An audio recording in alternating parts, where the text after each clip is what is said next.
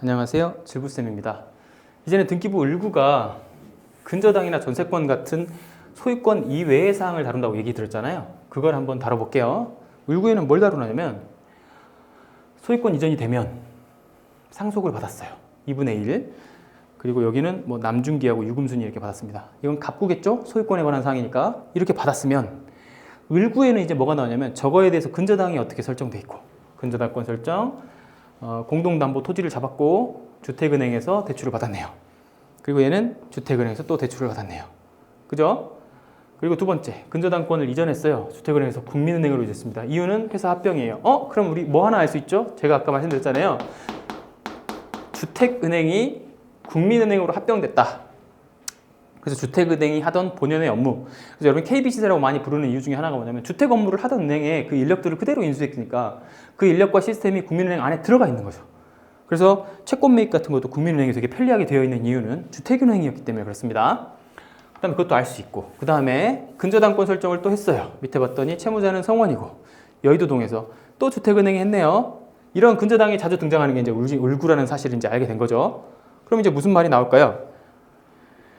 합병이란 말 나오고 또 어려운 거 하나 나왔네요. 확정 채권의 대위 변제. 이 대위 변제라는 말은 뭘까요? 대신 돈을 갚아줬다라는 뜻입니다. 그래서 근저당권조차가 신용보증기금인데 근저당권자가 국민은행이고 근저당권자가 또 여기 신용보증기금이고, 그래서 3번의 근저당권이 9번 달았던 걸로 이전이 됐죠. 이렇게. 그러니까 다시 1, 다시 2로 가면 부번이라고 불러요. 본번 근저당권에서 두 가지 권리상의 변동이 생기는데 여기 근저당권 금액이 근저당권이 이전되어 가지고 국민은행으로 갔고, 그거는 이제 회사 이름이 바뀌었기 때문이에요. 그러니까 3번과 3-1번은 같은 거죠. 근데 3-1에서 3-2로 갈 때는 지금 은행이 바뀌었죠. 지금 국민은행에서 신용보증기금으로. 그러니까 대위변제니까 이 근저당을 사실 사왔다라고 보면 되는 겁니다. 이해되시죠? 그래서 신용보증기금에서 돈을 받아서 이게 금리가 좀 쌌나 보죠. 국민은행 빚을 갚았다라고 보시는 게 맞습니다. 그게 등기에 이렇게 기록이 돼요. 그리고 말소를 했어요. 그 다음에 이제 어떤 일들이 일어나냐. 다시 부호건설 주식회사가 채무자고 국민은행에 다시 돈을 빌립니다. 국민은행과 연관되어 있는 어떤 사업을, 국민은행을 주거래은행으로 하는 사업체를 운영하는 그런 건설사의 대표이지 않았나 그런 생각이 들어요. 그리고 8번쯤 내려오니까 설정 계약을 할 때 이제는 근저당권자가 평창영월정선축산업협동조합으로 바뀌네요. 그죠? 이제 국민은행을 정리하고 이쪽으로 내려오네요. 이 두 개가 지금 같은 등기부인지 잘 모르겠네요. 같은 등기부인가요? 같은 등기부네요. 그리고 밑으로 내려오면 이제 같이 이어가겠습니다.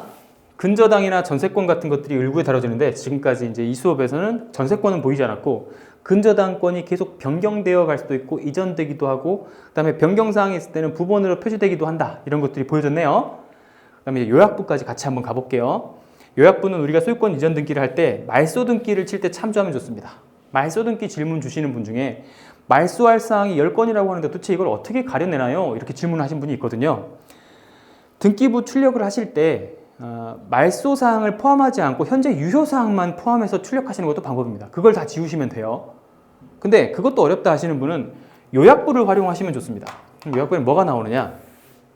칸이 여러 개가 있죠? 이걸 경매로 낙찰 받으셨으면 소유권 지분 현황에 있는 요거는 건드리시는 거 아니고요. 말소 사항은 지금 관련되어 있는 사항 중에 남중기의 지분을 받았다고 한번 생각을 해보겠습니다. 그러면 이거 지우셔야 되죠? 이거 지우셔야 되고 이거 지워야 되잖아요. 그러면 말소 사항이 3개가 되는 거예요. 즉 갑구에 있는 거, 을구에 있는 것 중에 요약부에 아직 유효 사항으로 살아있는 것들 있잖아요. 그 권리를 지우는 것을 말소라고 합니다.